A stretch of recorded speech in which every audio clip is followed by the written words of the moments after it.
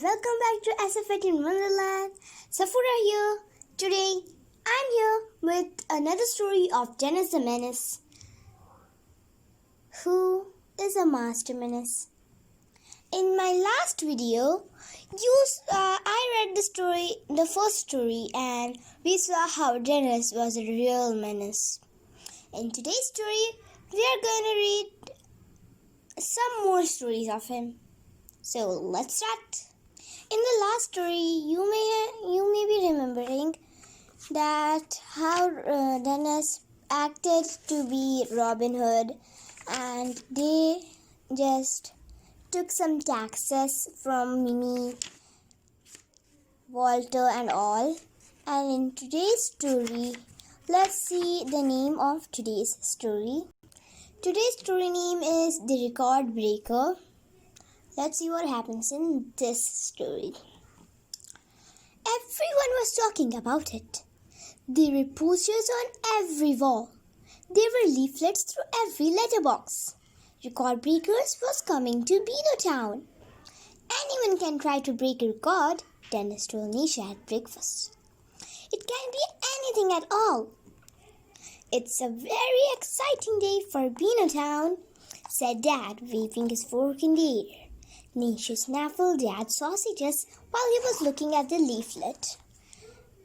So here's Dad looking at the leaflet, and here's the leaflet. It's on the leaflet. It's stuck on Record Breakers coming to Beano Town.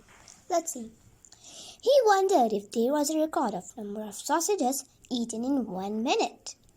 I'm gonna do the highest ever skateboard jump, Dennis went on. Nisha didn't hear him. He was still thinking about the sausages. Snaffle. I'm going to bake the largest cake in the world, said Mum. You never bake cakes for me, Dad complained. There's a reason for that, replied Mum, glancing at Dad's bulging belly. The chaps at the golf club are going for the longest game of golf ever, said Dad.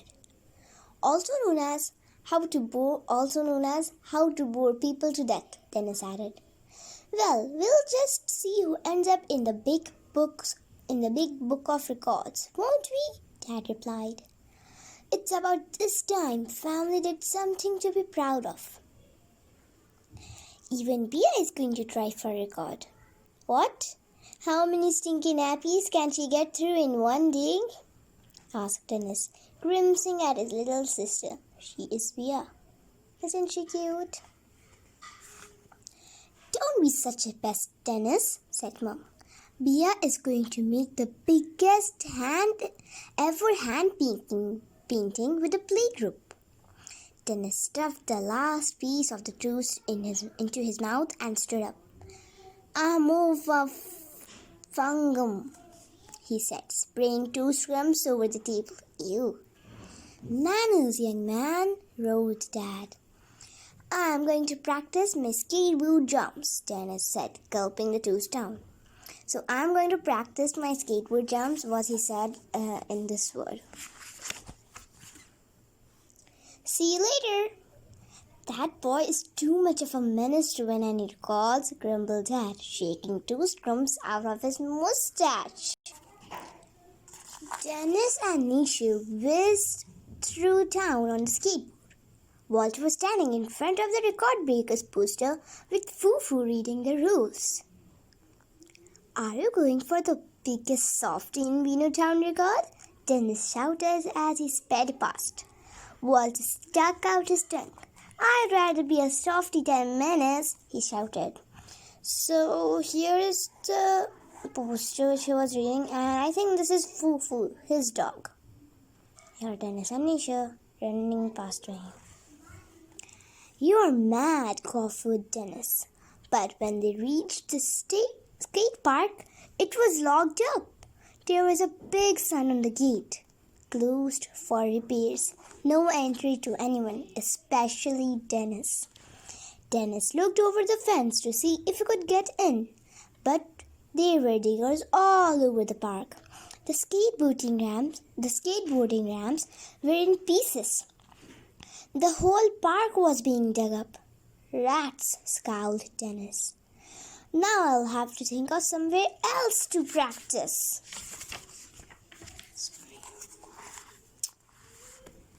Just then, Curly came whizzing around the corner on his skateboard.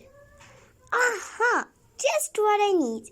A menacing helper, grinned Dennis. Come on, Curly mate. We are gonna have some fun. Nisha gave a growly, sausage sort of bark. No worries, Nisha, added Dennis. If you want sausages, I know just the place. They boarded back into the town and slowed down as they came to the butcher's. Nisha grabbed all the string of sausages hanging outside the shop. Then Dennis put on a spurt of speed as the butcher ran after him, shaking his fist. Bloomin' menace! They heard him yell as he made their getaway.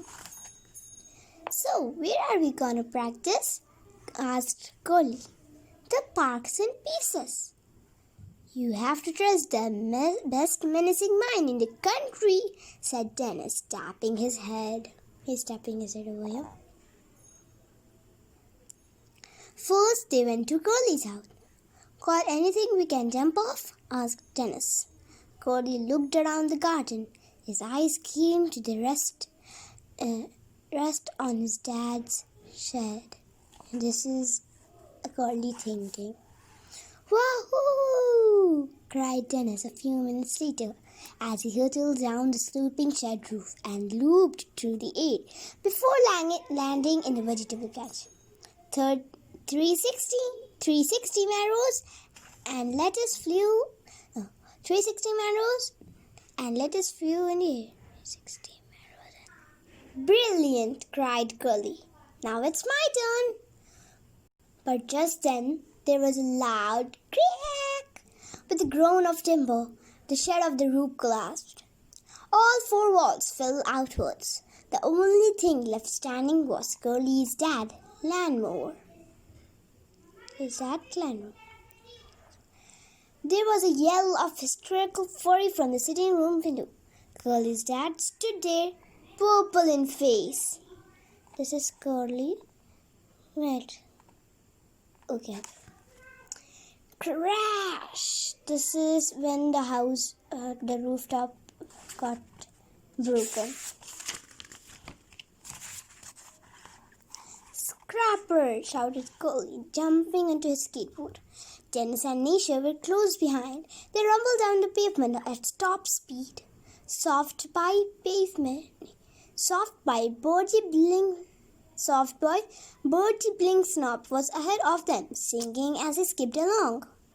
Next up, the colonels, called Dennis, swearing to make sure he hit the boat. The colonel had a training ground in his backyard. The best part of it was a high, curving wall for his toy soldiers to climb. Drop in, grinned Dennis. He and Curly balanced on the top of the curving wall.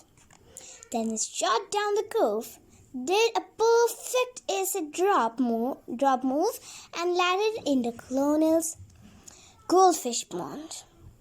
Curly followed him down the curve, kick-flipped, and landed next to Dennis with a loud splash. This is a splash, maybe.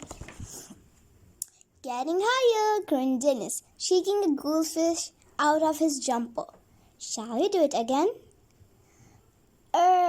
I think we'd better practice our top speed, stammered Curly, pointing. The colonel was stamping down the path towards them. His face was going scarlet. Hold him off, Nisha, yelled Dennis, and he and Curly pulled out their skateboards from the pond. Nisha snarled and grabbed the colonel's trouser leg in his jaws. Company dismissed, laughed Dennis as they escaped. Where next? Asked Curly. There's no point going to your house. The colonel, the butcher, and my dad will be waiting for us there. Let's head to the woods, said Dennis. There's a brilliant place to practice there. When they reached the woods, they picked their way through the hanging branches.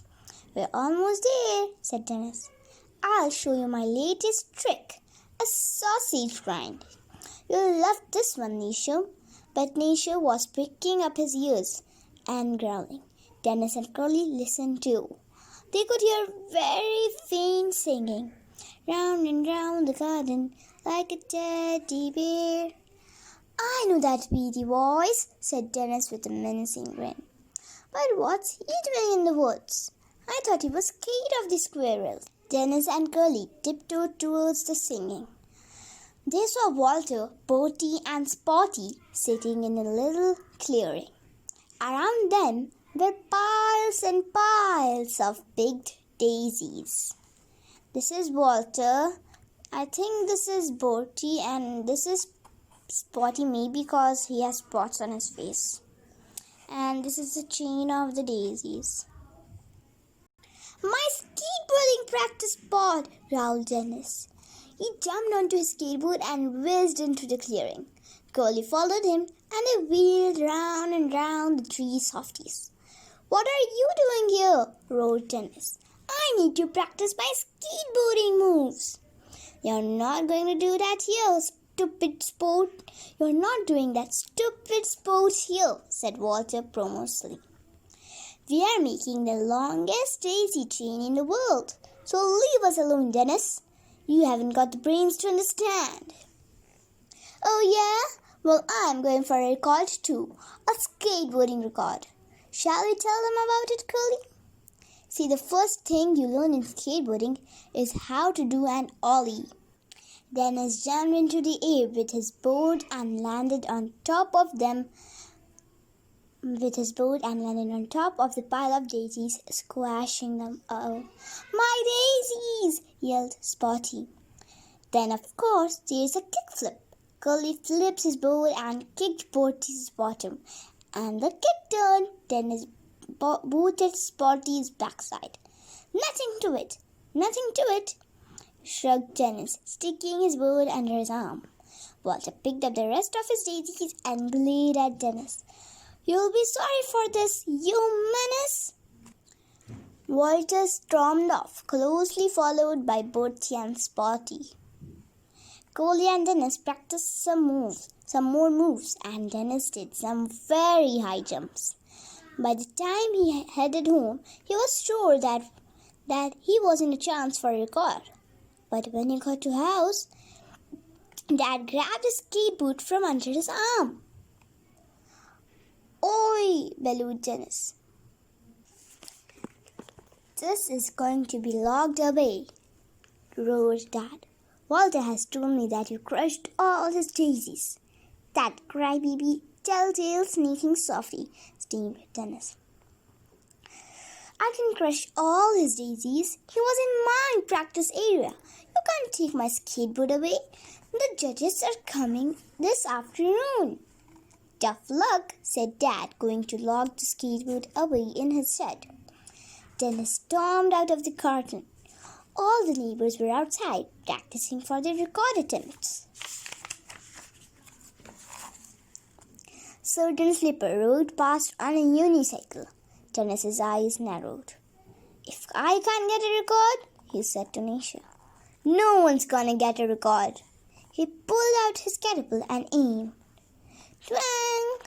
He hit the spokes of the unicycle, and Surgeon Slipper fell forward, landing on his head.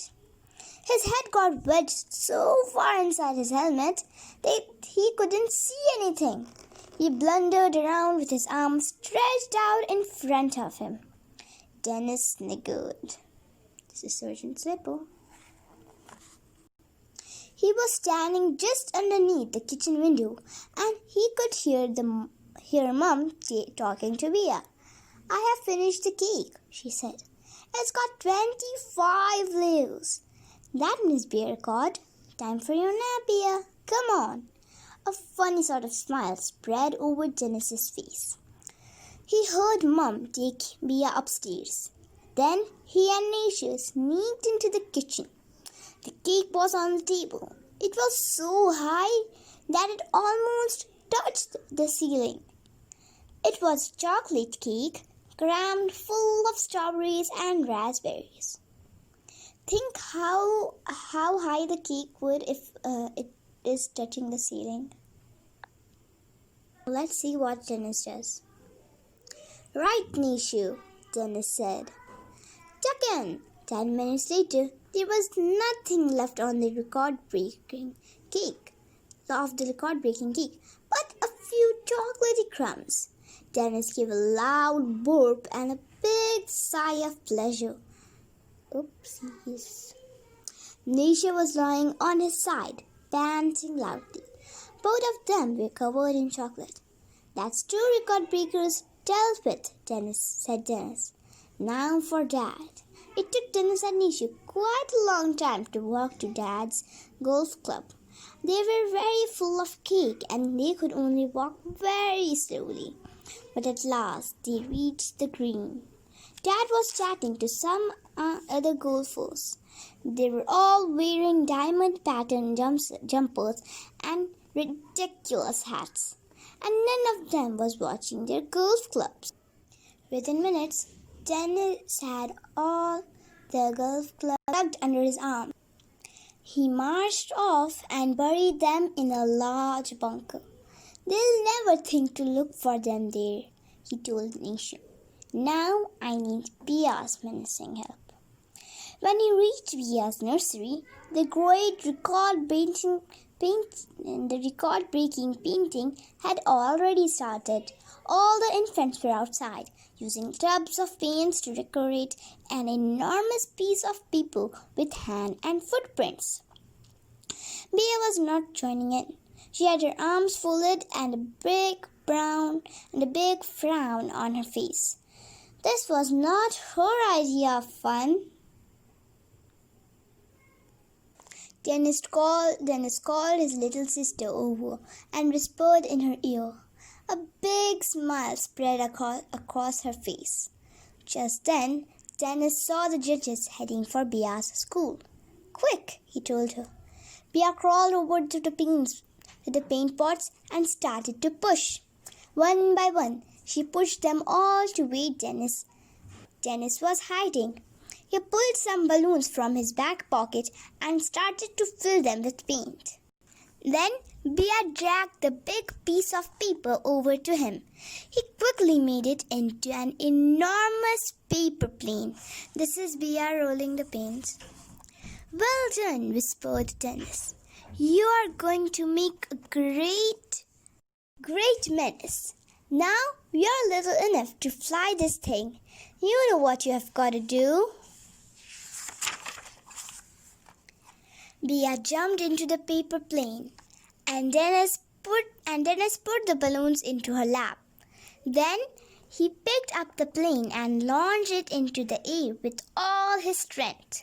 Bea flew over the heads of the teachers and splattered them with her colorful paint bombs. The teachers ran around and around, trying to get away from Bea's paint bomber. Dennis roared with laughter. The infants giggled and cheered as the teachers were soaked in bright colors. Then the paper plane started to land. Dennis turned and started to run. Suddenly, he heard someone calling his name. Dennis, stop! He turned around. The judges were walking up to the nursery and beckoning him. Come here, they called. They were smiling. Dennis walked up to them, ready to run if things turned nasty. The first judge was a young man in a boarding t-shirt and compact trousers. The second judge was a young woman with spiky pink hair and a ring through her nose. Are you Dennis? Asked the first judge. What if I am? Asked Dennis suspiciously. We have been looking for you everywhere. I'm Raf and this is Kim. We have been trying to judge the record breaking, but it's impossible. You get there first every time. Yeah, well, began Dennis. The cake, said Raf. The golf clubs, added Kim. The daisy chain, they both laughed. There's nothing left to judge, said Ralph. So, there's only one record breaker in Beano Town. Who? Blazed Dennis. Who did I miss out? Dennis, said Kim, pulling out a medal. This is for you. You are officially the world's #1 menace. Here she is giving the medal to him. And I wanted to tell you guys a thing. There's a cartoon of Dennis the Menace. You can watch that cartoon anytime you want. Please don't forget to subscribe this channel, like the video and share it with your friends. Bye!